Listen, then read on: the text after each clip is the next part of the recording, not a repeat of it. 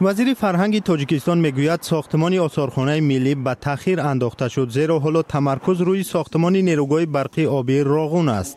شمس‌الدین آرومبگزاده آخر هفته گذشته ضمن نشست خبری در دوشنبه گفت با رسیدن فرصت مناسب ساختمان تئاتر تقریباً 200 میلیون دلاری در مرکز پایتخت تاجیکستان ادامه می‌یابد. مهمترین انشاءات‌های عصر معین گردیدند و با نظر داشته سرعت بخشی ساختمان نیروگاه راغون شاید مبلغ‌گذاری بعضی انشاءات‌ها از جمله مؤسسه‌های فرهنگی هم کمتر گردد.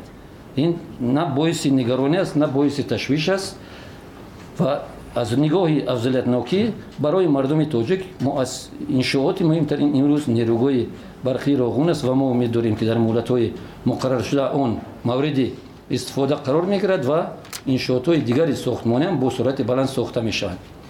وزیر اظهار امیدواری کرد که آثارخانه تا 3 سال دیگر و تا زمان تجلیل 30 سالگرد استقلال تاجیکستان بنیاد می شود و درهایش را برای بینندگان باز می کند. در روز صحبت وزیر فرهنگ سرنوشت چایخانه معروف راحت و تئاتر لاهوتی در دوشنبه هم بررسی شد.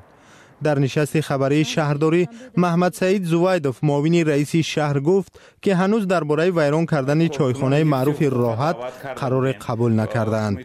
با گفته او برعکس ظاهر چایخانه را ترمیم میکنند و تنها در صورت دستور حکومت درباره راحت و لاهوتی سرنوشت آنها حل می شود. بر اساس نقشه بازسازی شهر دوشنبه باید این دو بینای قدیمی بنیاد شده در عهد شوروی را ویران کنند و در جای آنها بناهای نو بسازند. سرنوشت چایخانه راحت و لاهوتی که در کنار همدیگر جایگیر شدند بحثی زیادی را در شبکه‌های اجتماعی برانگیخت. بسیاری از کاربران میگفتند که هر دو بنا که مردمی زیادی در آن خاطره‌های خوب دارند باید همچون بینای دارای ارزش تاریخی نگه داشته شوند. اما مقامات تاجیکستان گفتند که بغیر از چند بینای بزرگ محتشم از جمله کتابخانه فردوسی و تئاتر اپرا و بالت در دوشنبه ارزش تاریخی ندارند و باید ویران کرده شوند. مسئله ساختمان و شهرسازی سالهای اخیر یکی از مسائل داغ در تاجیکستان است. بر اساس یک قرار نوی حکومت از آخر ماه گذشته از این پس در محله‌های اهالی نشین مرکز، خیابان و کوچه‌های اساسی مرکزهای مأموری شهر و ناحیه‌های تاجیکستان باید خانه‌ها نه کمتر از 5 طبقه داشته باشند.